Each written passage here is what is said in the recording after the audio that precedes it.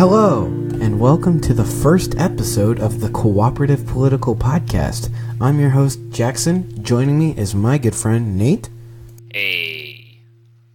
And this is our new show. So here's the deal. You know, everyone probably knows me for Surfadora and stuff, but, you know, I've spent the last couple of years kind of getting into politics and geopolitics, and I decided I'd start my own podcast with my best friend, Nate. Hey, how you doing? We're really excited to be here. It's more of an idea. Well, the whole point of this podcast is it's supposed to, I think the caption is like, make politics progressive again. And that's not really talking about the progressive political ideology. It's more about how can we make politics interesting, fun, and actually like learn things in it. Make them progressive, make them useful, make them like help society out instead of just being conflicts to argue about. We want debate, but debate that actually furthers a goal. Like, for instance, our topic later today, we'll get into that in a second, but it's good to have conflict, but it's better to have unity after that conflict. And not a forced unity, but more of a combined togetherness. Like, we've come to a solution to both these problems. Yeah, so, you know, Nate is someone who you'd call on the Democratic side, the left side of the things, where I'm I would quite liberal. I would consider myself more of a conservative, or, you know, as I like to say, if it's going to waste my time, probably not going to deal with it kind of thing. So I try to focus on things that are actually going to benefit or are going to kind of destroy my life, and that's what I'll worry about as, you know, and that would kind of be my political ideology. Is it going to make society better as a whole? Yes or no? And so that's kind of what we're going to be getting into over the course of this podcast. If you're listening to this episode, that means that we've launched on YouTube, which is super cool. We've done kind of a pilot run on SoundCloud, which was super fun, but we're trying to move out to greener pastures here. We've gotten our training in, hopefully, and we sound pretty good. But I don't know. It's for you to judge. So, yeah, that's for you to judge. Like, comment, I don't know, whatever. Subscribe. But, yeah, subscribe, guys. Gotta get it noticed by the YouTube algorithm, everybody. Gotta make that big dollars. Of course. But, yes. Yeah, bear with us. This is kind of our first episode, and, you know, we don't know how exactly it's going to go, but Nate's going to describe our topic for the day. So, take it away. Our first dividing topic of this podcast, our momentous occasion, essentially, is going to be mandatory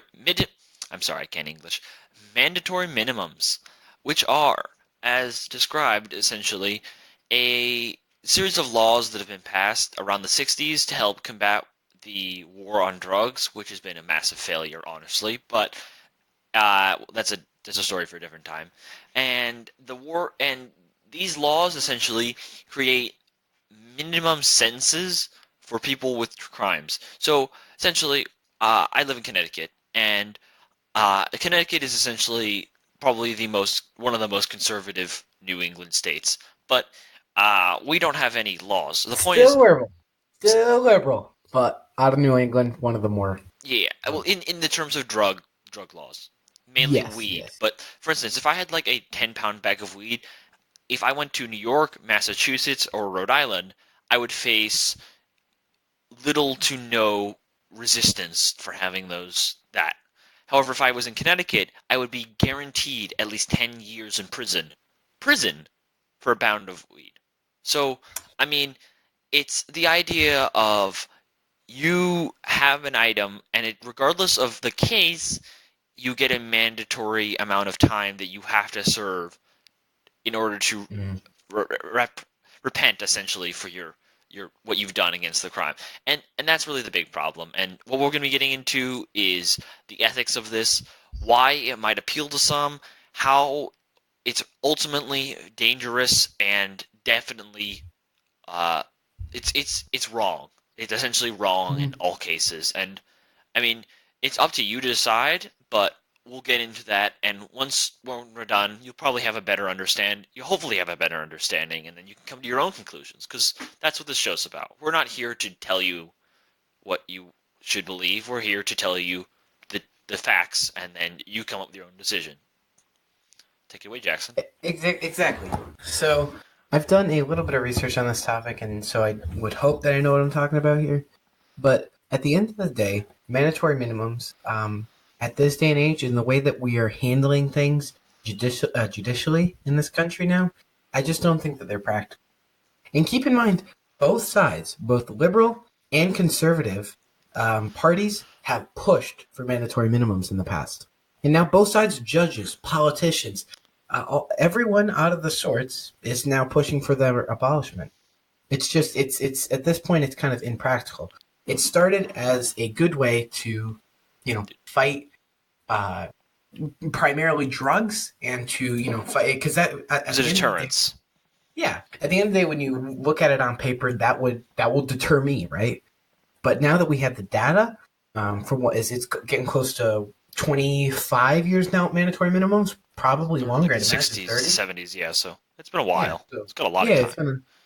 And so now that we have the data, we know that that just doesn't work, and they haven't worked as a deterrent. And all they've done is kept people that have been rehabilitated out of society, which is just there are people that have had to sit in jail because they didn't have a up to date permit or something, and they have to watch their kids grow up from a jail cell. And when we look at that, like humans, right?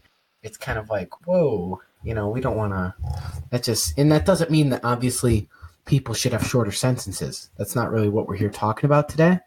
But the mandatory kind of aspect of this, like, should, I, for having a, say, bag of weed or for having a lack of permit on something, right? Should I be given a mandatory set of sentencing for that just because it happened, really?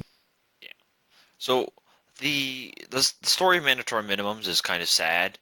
In the 70s, in the 60s, the hippie years, or the stormy 60s, and then the very tedious, risky 70s, the U.S. kind of went through a little bit of a hipster phase, and no, not the millennials or not the millennial hipsters. We're talking about, and not even the drug loving hipsters. Those are the Vietnam hipsters, and those people were either ironically vets who came home. Draft. The draft. No drafts, everybody. But the point is the U.S. government took a look at this.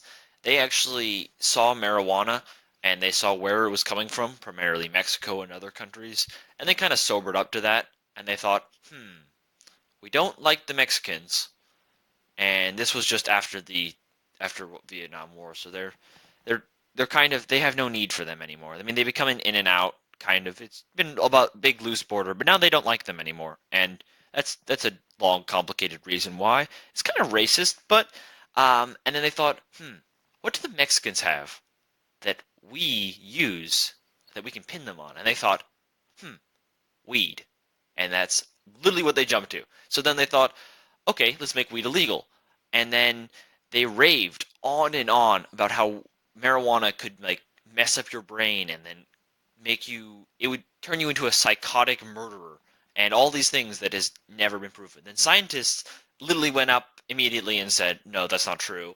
And the US government kind of ignored them. They made weed illegal and other drugs and started the war on drugs because they thought, okay, the US is too high. So they cracked down on, they did a bunch of drug raids and they did a bunch of like sweeps. They were doing border stuff, which ironically just got around by tunnels. But the problem with this is they didn't apply economics. Essentially, if the supply went down, the demand would go up, and the demand went up, so the black market kind of rose, and then boom, people just started buying drugs still. I mean, it wasn't terribly difficult. Most of them can get manufactured. And that's kind of why you see the change to prescription pills. That's a little off topic. Anyway, but the mandatory minimums were a way for the U.S. government to say to the American populace, listen, this is our stance now. You think that we only will just tackle criminals?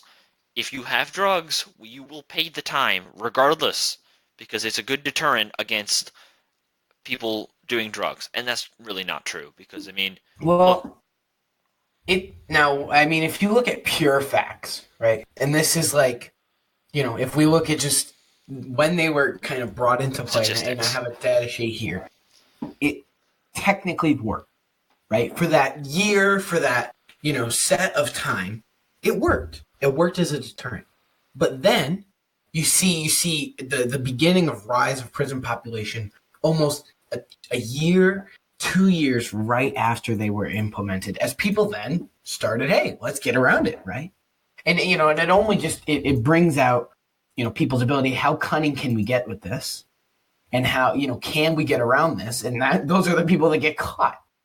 And so once you get caught, then you're put in jail, and then you're stuck with a mandatory minimum sentence, all because you just tried to get around the mandatory minimum sentence, and it ends up at the end of the day, it doesn't work as current.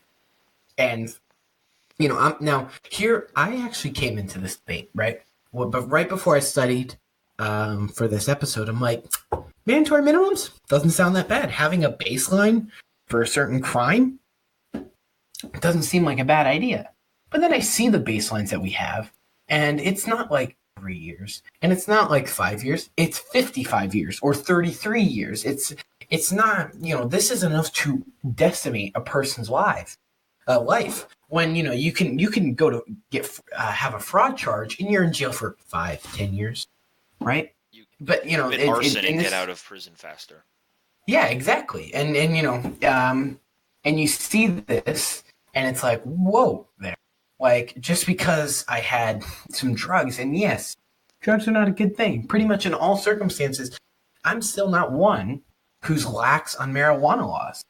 I don't think marijuana is a fantastic drug. But, that's a story for a different day.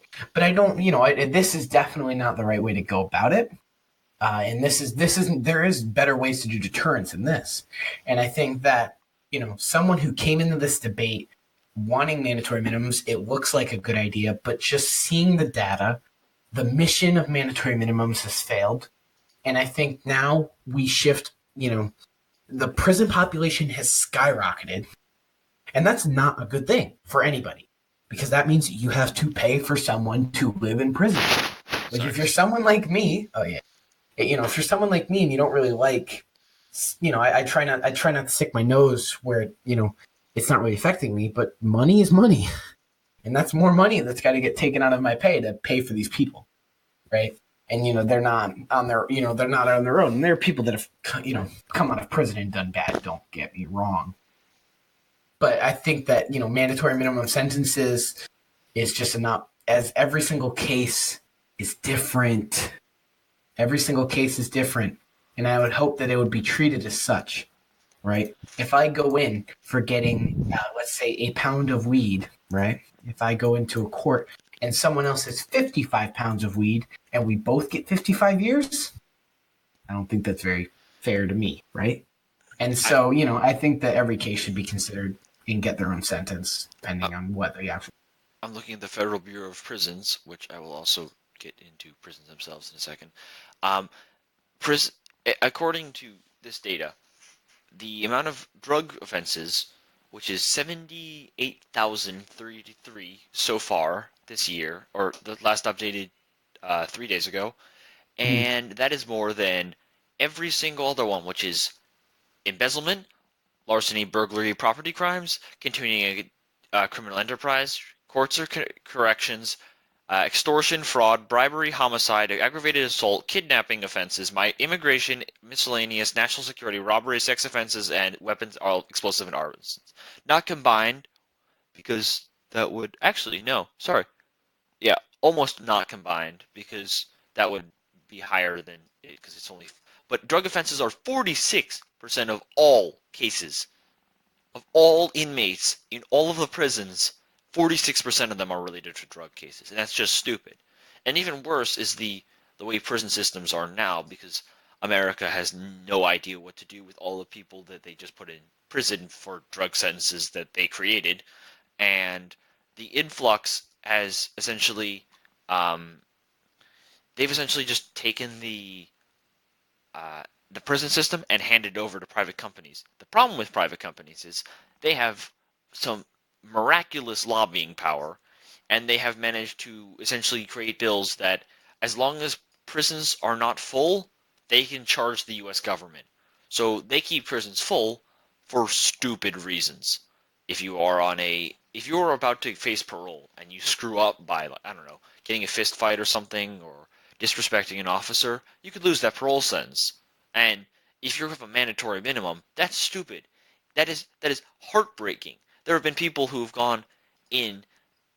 They're like kids being born, and no, I'm not just quoting Breaking Bad. And they're going into they're going into like essentially they're going into prison, and they're coming out, and before they're allowed to come out, they have to go back into prison again because they did something small. They did something that isn't even considered a crime at this point. And they'll just sit in jail again, and they'll watch the lives of everyone they know just go around them as they just sit in jail and rot. And that's not fair. That's not worth anyone. That's not worth it. Okay, hang on. Quick thing. So, what did you say the drug percentage of people in prison were? 46%? 46, yes. All right. Right there. And this is someone who lobbies against, I am against this mandatory minimums. But 46% should be enough for us to say that we used to do something, right? 46% should be enough for saying, hey, there is a demand for this. And I'm not saying that we get rid of mandatory minimums, let a bunch of people out of prison, and then just back up. And then consider it a job done. Because I do believe that we should definitely still be fighting against active drug use. And in force sometimes. I believe that sometimes, force can be necessary for stuff like that. But, I don't think mandatory minimums is the way to go about it, because innocent people are then stuck in prison and guilty people are also still stuck in prison, right? At the end of the day, it's a lose-win scenario, and ideally we'd want a win-win scenario, right? Having someone who didn't commit that high of a crime be able to learn their lesson, and having someone that committed a big crime serve their sentence. And I think right now that's not going how it should be. And I think that calls for reform in society. Drug use is clearly off the chains here. And obviously it is. That's why there's the war on drugs, so to say. And whilst the war on drugs is ineffective at times, there's definitely a demand for protest against drugs. And I don't think that, it's pretty agreed that methamphetamine is bad, right? But, I don't think people should be getting 55 years for a drug that's legal in most states, like marijuana. And, obviously we have that problem here in Connecticut. I'm not one for the legalization of marijuana. But at this point, people can cross into the Massachusetts border, buy weed, and come back. At this point, we're just losing tax money. Yeah. And so, but... It's expensive to keep people in prisons. Exactly. And we're paying for it. Not the government. Us people, taxpayers, are paying for it. Average on cost of a... But, and I just think that really is a problem that we should be dealing with. And I don't think this episode, this discussion, isn't meant to push aside drug use, push aside people's crimes. It is, we need to come at this from a different direction that isn't just shutting out people. And that is, trying to look out for cases and trying to be individualistic instead of grouping everyone up into, big herds. And that's something that I'm kind of passionate about. Is, I don't think stereotyping is necessary a lot of the times that we use it. But that's content for another. Yeah. It apparently costs $31,977.65, or an average of $87.61 a day to in 2015 at least, to run prisons. And if that's for each individual, the average cost of incarceration. That's an insane amount. That's literally just throwing money into a hole. Like, literally a hole. Yeah. And just hoping and praying that it works. And it doesn't. It never works. No, you're completely right. Like, I mean, it's a problem that needs to be fixed. And I think that the best way to do it right now would be to begin, and it's already begun, right? but to finish what we started, to finish repealing mandatory minimums and begin to process, people's cases individually. And does that mean hiring new judges? Great. I would rather pay for a judge than pay for 300 criminals a year or something, right? Yeah. I think at the end of the day, it's just this is something that we're going to struggle with our society forever. We're not the only country that suffers from, prisoner misuse, right, and suffers from high prison rates. And I don't think that. I think there's a problem with the world when it comes down to it, and it's something that can be fixed. It's not something that has to stay bad forever, and something can only be fixed if the people that consider it broken are willing to fix it. I think that if you look at this, you take a step back, we have broken prison systems that keep people in prisons. We have mandatory minimum sentences that keep people in prisons longer for reasons for drug offenses that are, technically they're on a federal level illegal, which is ironic because then you can't determine whether weed is harmful or not because you can't study it because you can't possess it. And but it's in states that aren't legal, but your neighbor state could put you away for 10 years. It doesn't make sense.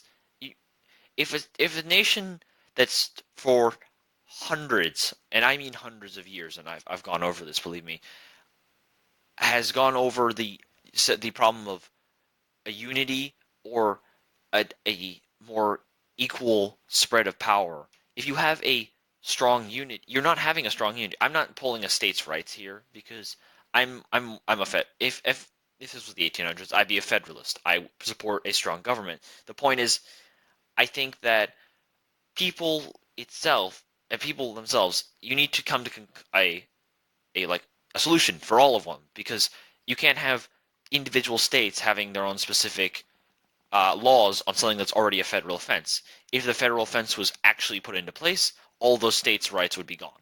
But they're not, and so we have a problem with mandatory minimums that waste years, percentages of people's lives, more than 10% of the people's lives, and we have prison systems that keep them in, and we have currently conservatives who want to keep it and even lengthen it, and the war on drugs isn't Democrats working. too, please. And we need to take a look at this and just think, how can we fix this? How can we change this, but not entirely lose the deterrent factor that is the mandatory minimum? That's all I really have to say. Jackson? I think that's it. That's kind of, the whole point of the show is to bring a discussion, right? Bring a topic of discussion into play and just see if, just discussing it, we can come up with solutions. This is not something that we're supposed to do alone, to anyone listening, It's supposed to be something that we do as a society, and it's something that we lack in today's culture. We, especially in America, we are quick to anger, we are quick to build our walls, and we are not quick to debate ever. No pun intended for the walls joke. Yeah, no pun intended. But, we would like to defend our ideology rather than see it change, and I think that's just a problem that's going to plague us forever unless we are willing to change it. Unless we as a society are willing to make things cooperative, right? Progressive. And, cooperative, progressive, and political again. And, blindly fighting for a side. We should call ourselves that. Yeah. Blindly fighting for your ideology or party or whatever is never going to get you anywhere. And it'll keep you in the same box that everyone before you was in. And I think that's the point of this. And I hope that you'll enjoy this journey that we take, and we try to make politics fun and interesting again. And I've been your host, Jackson. Joining me, as always, is Nate. And that's we'll see you soon. Have a good one.